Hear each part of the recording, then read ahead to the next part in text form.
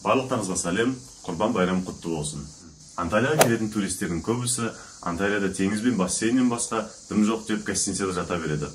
Бірақ қалада көптеген қызықтар бар екенін білмейді. Сондықтан бүгін сіздерді Анталиямен таныстырамын.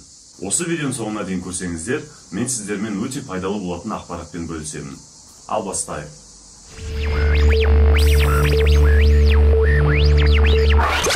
Біріншіден, Анталия деген провинция. Біздің тілде облыс сияқты. Оның ішінде көптеген туристік қалалар бар. Кемер, Алания, Белек, Анталия, Серик және тағы басқа қалалар. Бірақ ең үлкен қала Анталия деп аталады. Түркияның ең үлкен қалаларының бірі болып есептеледі. Туристердің көбісі бірінші Анталия қаласына ұшақпен келеді. Сосын оларды турагентство күтіп алып, ертерек аталып өткен қалалардағы гостиницаларға апарады. Көп адам all-inclusive гостиницалардан шыққысы келмейді. Әрине, тамақ, алкоголь, массаж, бассейн бәрі тегін. Бірақ Анталия all-inclusive гостиницалармен теңізден бұрын өзінің тарихымен маңызды. Өйткені ол әлемнің ең ежелгі қалаларының бірі. Қаланы біздің заманымызға дейін 159 жылы грек патшасы Атталос құрған.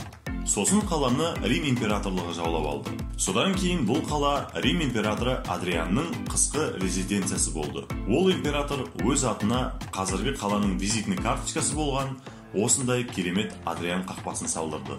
Негізі қала ескі және жаңа болып екіге бөлінеді. Қаланың ескі жағында ежелгі Рим және Осман империяларының заманынан қалған үйлер мен ғимараттар бар. Өте әдемі ғимараттар шыны керек. Ал қаланың жаңа жақтары қазіргі заманға сай ғимараттардан салынған.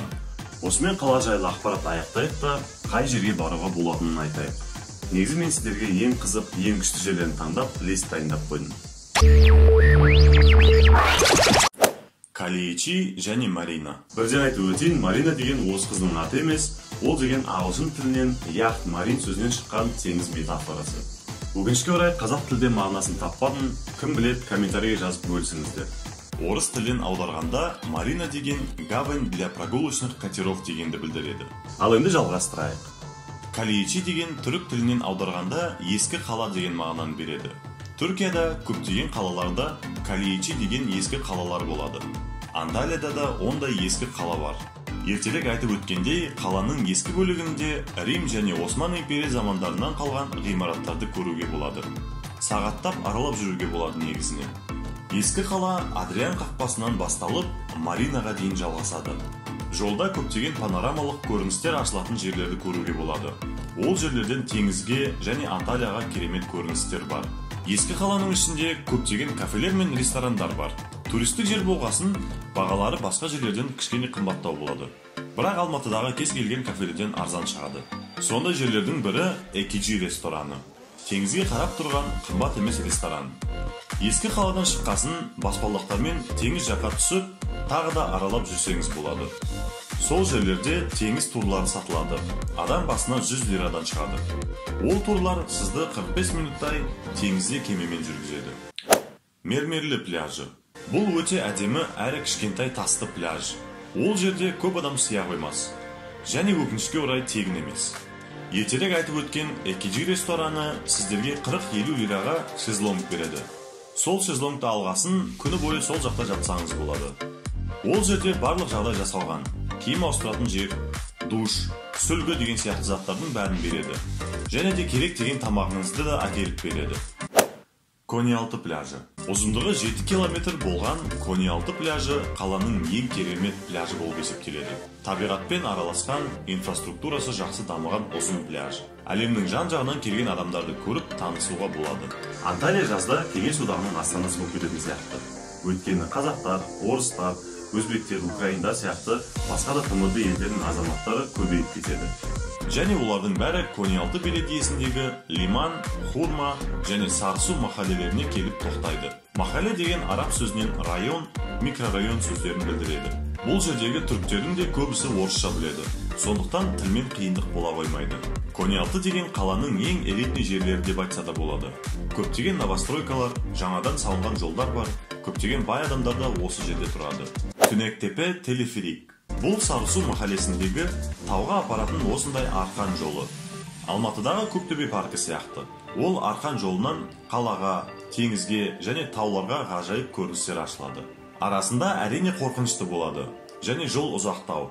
Бірақ биіктіктен қорықпайын десеңіздер, міндетті түрде барып көріңіздер. Барып қайту билеттері адам басына 30 лира. Аспендос. Серик қаласының маңында орналасқан ежелгі қала. Атап айтып тұрғандай, бұл ежелгі Грек-Рим қаласының қалдығы. Біздің уақытқа дейін өте керемет және әдемі сақталған ғимараттардың бірі. Таксимен 150-200 лира төлеп жетуге болады. Немесе гостиницаларда турлар сатылады. Жалғыз аман қалған ғимарат амфитеатрдың ішіне кіру адам басына 50 лира. Балалар үшін көп жерлер тегін немесе скидкалар бар. Осы жерден бөліп жіберейін. Егер мені тағы басқа көптеген видеолар шығарсын десеңіз, менің каналыма тіркеліп, жанында тұрған қоңырауды қосып қойыңыздар. Мен видео шығарған кезде сіздерге бірден хабар келеді. Және сіздердің тіркелгендеріңіз маған мотивация болып, бұдан да көп видео шығаруға көмек береді. Ал енді жалғастырайық. Тазы каньон. Бұл каньон біздегіндей каньон емес. Бұл кішкене өзгеше жасыл каньон. Бұл каньонға жету кішкене алыстау, бірақ Түркиядағы өте әдемі жерлердің бірі болып есептеледі. Бұл каньондарға қалада немесе гостиницаларда турлар сатылады. Солай барсаңыз болады. Немесе әдеттегідей таксимен келісіп баруға болады. The Land of Legends. Бұл Белек қаласында орналасқан үлкен отбасылық тематикалық аквапарк. Анталия сияқты курорт қаласына келіп, аквапаркке бармауға болмайды.